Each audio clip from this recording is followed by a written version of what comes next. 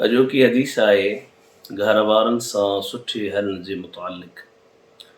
Tirmidhi शरीफ़ में हज़रत इमाम तिरमिज़ी अम्मा आयशा सिद्दीक़ा रज़ियल्लाहु ताला अन्हा खां रिवायत कयो आहे। अम्मा साहिब फरमायो त सरकार फरमायो ख़ैरुकुम लिअहलिहि, तव्हां में भलो उहो आहे जेको पंहिंजे अहल जे लाइ भलो आहे।